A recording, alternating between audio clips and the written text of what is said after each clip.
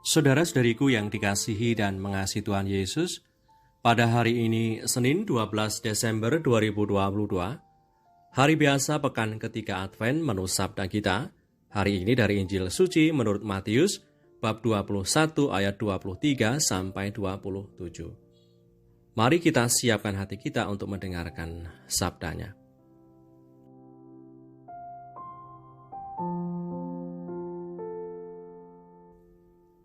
Sekali peristiwa, Yesus masuk ke bait Allah dan ketika ia mengajar di situ, datanglah imam-imam kepala serta tua-tua bangsa Yahudi kepadanya dan bertanya, "Dengan kuasa manakah engkau melakukan hal-hal itu dan siapakah yang memberikan kuasa itu kepadamu?" Jawab Yesus kepada mereka, "Aku juga akan mengajukan satu pertanyaan kepadamu dan jika kamu memberi jawabnya kepadaku, aku akan mengatakan juga kepadamu dengan kuasa manakah aku melakukan hal-hal itu. Dari manakah baptisan Yohanes? Dari surga atau dari manusia?"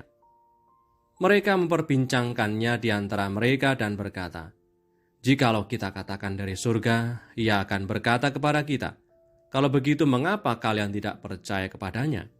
Tetapi jikalau kita katakan dari manusia, kita takut kepada orang banyak, sebab semua orang menganggap Yohanes ini nabi."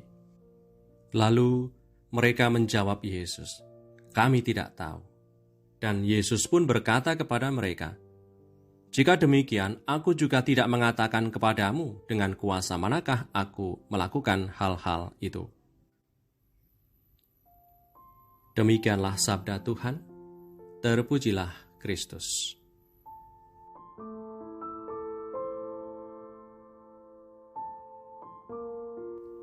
Saudara-saudariku yang terberkati, setelah Tuhan Yesus mengusir semua orang yang berjualan di bait Allah, para imam kepala yang bertugas di bait Allah mempertanyakan dengan kuasa mana Yesus berani melakukan itu semua. Tuhan Yesus tidak menjawab pertanyaan mereka, tapi kita sebagai umat beriman yang percaya kepada Yesus Kristus Tuhan dan jemaat pada masa penulisan Injil Matius juga sama-sama mengetahui mengapa Tuhan Yesus mengusir semua orang yang berjualan di bait Allah.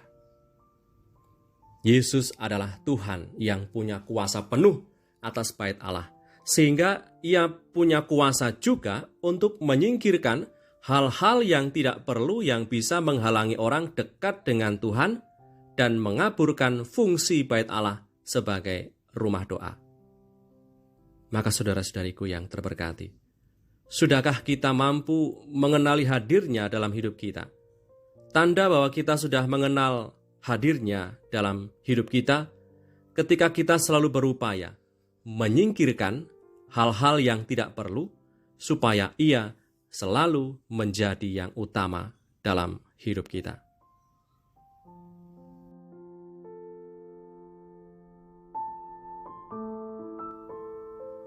Marilah berdoa dalam nama Bapa dan Putra dan Roh Kudus. Amin.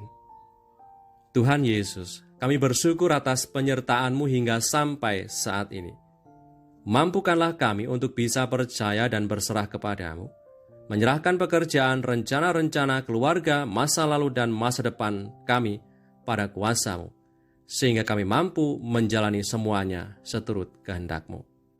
Sebab Engkaulah Tuhan dan pengantara kami, yang hidup dan berkuasa bersama Bapa dalam persekutuan Roh Kudus, Allah Meraja sepanjang segala masa.